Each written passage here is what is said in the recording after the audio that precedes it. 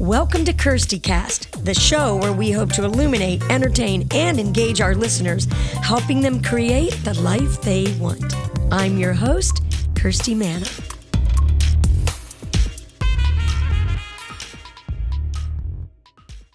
Don't you just love when the underdog wins? I love that. When they get their shot at validation and a victory. And probably behind every underdog, there's a champion. You know, somebody that's really fighting to validate their cause in the world, somebody that's really supporting them. Well, the person that's going to be the guest on our show today is a real champion for me. She really changed my songwriter life, and she has championed many songwriters in Nashville and beyond. So are you a champion? Have you ever thought about what it is to be a champion to someone? Well, it's really easy to be a champion.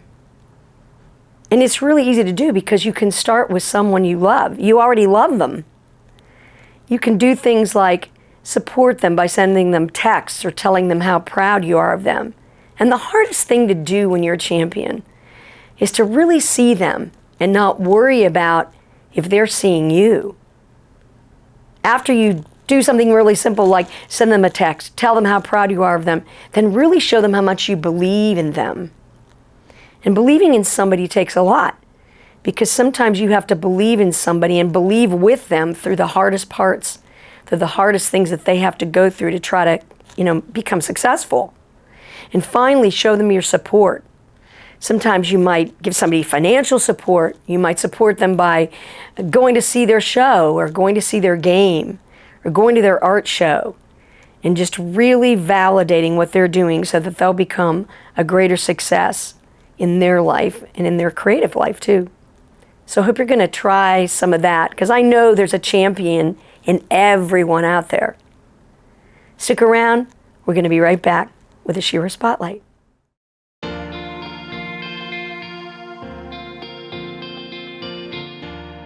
Stay tuned for the Shero Spotlight. Welcome back to KIRSTIcast and to my special guest today in the Shero Spotlight. This person really means a lot to me. She really changed my songwriter life, and so I'm so excited for you to meet her, a great champion of songwriters in Nashville and beyond. Her name is Debbie Zavitson, and let me tell you a little bit about her. She's a veteran in the music industry, and she brings so much experience from performing with her band internationally to being an executive in A&R at Sony and at Giant Records. And that's exactly where I met her, when she was at Giant Records. That's how she found out about me, and I found out about her, and she found out about this song of mine. She's responsible for signing the Voice's Blake Shelton, and so you can only imagine my connection to her from there. And she also managed the integral first years of his career. In the publishing realm, Debbie has built a stellar reputation for bringing hit songs to the recording project. She also has earned the respect and trust of songwriters, and they are her number one priority. She's a champion of songwriters.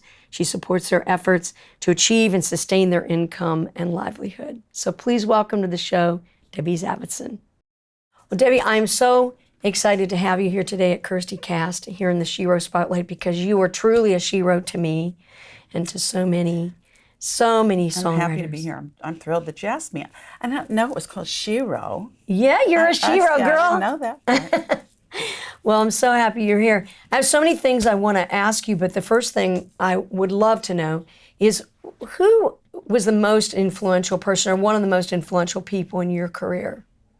That's very easy. That's my dad. Oh. My dad was a musician and performer, and had a couple of country nightclubs in the Bay Area where I grew up. So I watched him. He was an awesome entertainer and a great band leader. Everybody loved to work for him in his band. And he taught me so many things about, just what people like to hear, how they like to be entertained, how to treat people, and always hire everybody in your band better than you are. You be the weakest link in your band, and you'll have a great band. That's good advice. I think that's good advice in a songwriting room. You know, always Absolutely. be the weakest link in the room and get scared to death. Yes, learn real quick. And you learn really quick.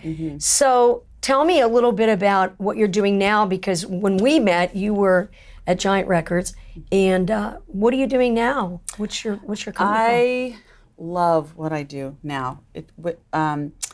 I work with songwriters and artists that are still learning their craft, mostly. You help them to learn to be a better writer, and just maneuver the business as well. It's like, you know, as a carpenter, when you're learning, you apprentice with a master carpenter. Right. And you learn things like that you can't learn any other way. And watching a songwriter understand finally how to tee up a hook and pull it off and go, and you know, it's just thrilling. I love it so much. I love that. So it's mostly what I do. Well, it's really exciting to be inspiring, you know, to younger writers and new writers. You know all about You that. know, it's a lot of fun to be able to try to help people find. The biggest thing that I think is so interesting, in when I'll be in a writing room with a young artist sometimes, is just that they have this thing in their head and they can't get it out. It's like they're trying to put their finger on it, you know, and that, when you finally figure that out as a writer, how to get those thoughts out, Right. in a way that, you know, makes sense to everybody else in the room. Right, because so many of them, when they're young, they write what, you know, they think everybody knows what they're thinking about. Right. They think because they're reading but they have thoughts in their head that's not on the paper. Right. And it's a part of learning how to write. And I just, oh God, I love it so much. Yeah, I love it too. And who do you think's been one of the more impressive young writers or artists that you've come across lately, or that you've heard on the radio or Spotify? I was thinking you might ask that question. And that's hard. That's a hard question to me. Well, somebody that's already out there is Ashley McBryde. I mean, I was blown away the first time I saw her at the local before she was signed.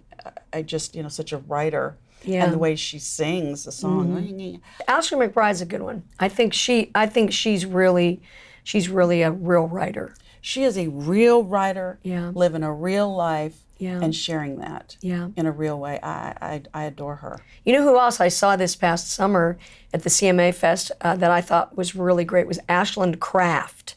Do you know her music? I've heard that name, but I have not. Checked her out. Music. Yeah, she's really interesting. It's pretty country, kind of. I want to say kind of rednecky. Really, really cool. I think she's a really good artist too. You know who else is great? And I'm sorry to go here, but No. Are you familiar with Abby Anderson? Yeah. I feel like she's really coming on right now. She's figured it out. Oh my God, I'm so excited for her. Yeah, the first time I saw her was at a little private kind of songwriter night, and she's kind of like a Carole Kingish kind of person on the piano. That's how how she struck me. She just has a lot of energy, really different. Yeah. And different because she's playing the piano, and that's, Well, that's part of it, yeah. Yeah. I when she was signed to Black River, I was really excited for her, but it just didn't, it didn't end up where they wanted it, obviously. But I think that maybe she needed to grow some or something. But man, she's killing me. She's really good. So what drives you in your business? What really drives you besides the people that you meet? What drives you to keep going in the music business? What do you love about it? Well, I'll say this. Music is such a connector.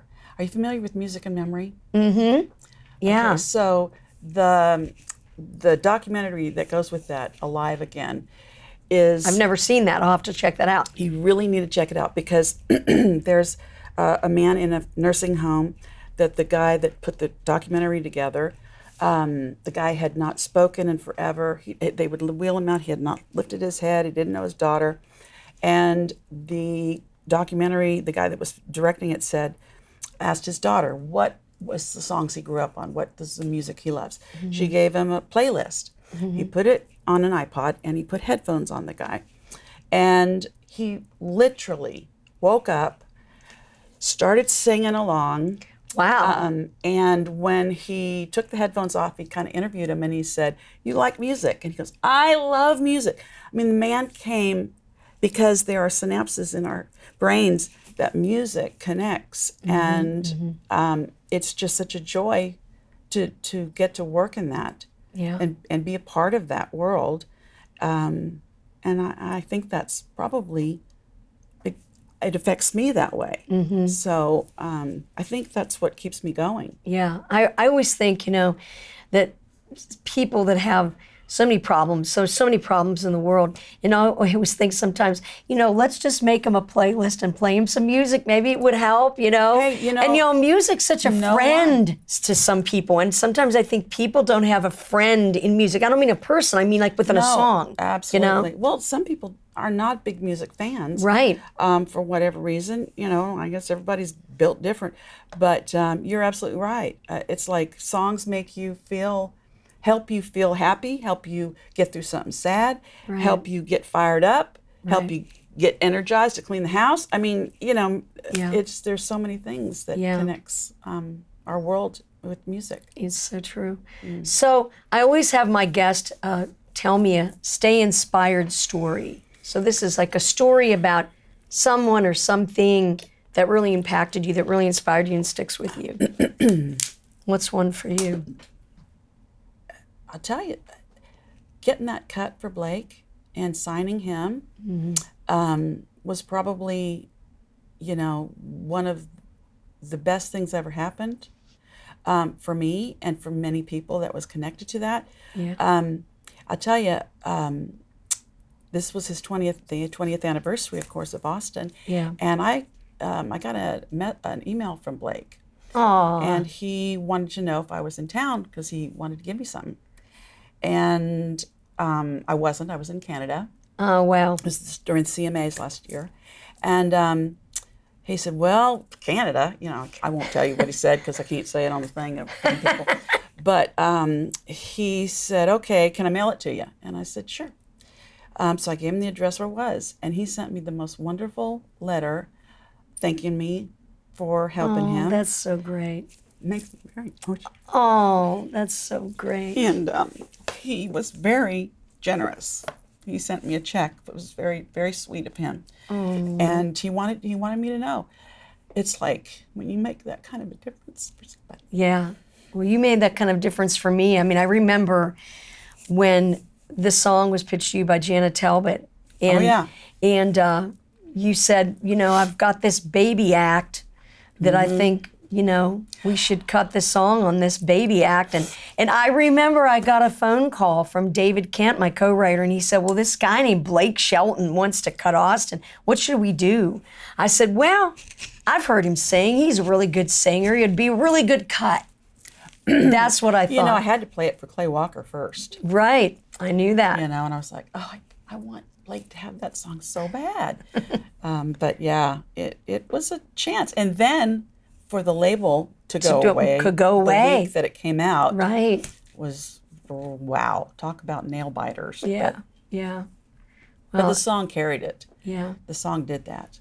Well, the song is, of course, means so much to other people, and my whole thing in life of writing. I remember I took an acting class. I always talk about my acting coach, Tom Capps, and he said when he first met me, what do you want to do with your art? And I said, well, I want to move people. And he said, well, I can take you to the next level. And I thought, oh, he's talking about as an actor. But really he meant as an artist. And so I always felt like, in knowing him and, and what I learned from him, it really helped me, to become a better writer. And I'm just so excited that song moves people. I just love it. I can't imagine what it feels like to have written that. Well, it was all divine. And it still stands up today. That song stands up today. The record stands up today, in my opinion. Yeah. So, yeah. Well, Blake will always be my favorite singer. Yes, me too. And you will always be my favorite A&R person. Well, you'll be my favorite songwriter, too, on Songs That Matter. Oh, well, thank you. That's so nice. Now, tell me, because I know you've got a couple, what's your power word? I knew you were going to ask me that too, apparently. How did I know that? Because you sent it to me. I've been thinking about that. And it's very easy for me to answer that because that's another thing that my dad taught me, and that is, to be thankful, to be grateful. Yeah. When I came to Nashville almost 40 years ago, I never would have dreamed I'd still be making my living doing this. I know. I never thought that. Isn't it something how we've all been so lucky? Oh, it's something to be grateful for. And whenever I, am down, if I think, if I can remember to be grateful, I feel so much, I feel energized and full of happiness about what I do. Yeah. So I think being grateful, thankful or grateful, whatever, that's my word. Yeah, that's really great. So if you could finish the sentence for me today, what is the number one thing today that you are grateful for? I'm grateful that my parents taught me to go for things. When I was in high school, I wanted to go on the road with the band I was in, and my parents let me. They told me to get my GED and I could go because that's what I wanted to do. And they always supported everything that I went for. So I had no fear. Yeah. So I think that's probably it. Sounds like we had the same parents. Did we? My parents were like that. Yeah? Well, Yeah. And here we are. So encouraging, and here we are. Well, I'm so glad that you came and spent time with us today. And It's my pleasure. And it's really great to see you. You're always so gracious, and I want to thank you for what you did for me and for everything that you continue to do for songwriters in Nashville and beyond. I know it's your pleasure. I love it, and I appreciate it, and I appreciate you inviting me here today. And if there's any songwriters or anybody that needs help with writing their songs, I do it, and I love it, and I'm very gentle. That's good, because sometimes people aren't so gentle with songwriters. How can people find out about your services and what you're doing? DebZat'sMe.com. Okay. Debbie, that's my website, and you can email me at beheard@DebZat'sMe.com. All right, I love that. You're really seeing and hearing people. That's really great. Thank you. Thanks so much, Debbie. Really appreciate you being here. Right. Everybody stick around. We're going to be right back. You're my Shero, more than a hero, and I look up to you every single day. Every day, my celebration, my inspiration. I've spent years of self-discovery learning how to live a successful creative life. That's why I created my course, Spark Your Creativity, the Steps to a Successful Creative Journey, to help others discover their own potential. Your creative journey never ends. So why not invest in yourself and sign up for my course today at Kirsti.com. See you on the journey. Thanks so much for being with us here today at KIRSTIcast. I want to thank my special guest, Debbie Zavitson. And I hope that you're going to like, download, and share this episode of KIRSTIcast. And also check out my Spark Your Creativity online course at Kirsti.com. If you would like to be a guest, or you know somebody who'd like to be a guest here on KIRSTIcast, please email me at info@songwritergirl.com. Hope I'm going to see you next week at KIRSTIcast. And whatever you do, stay inspired. You've been listening to KIRSTIcast.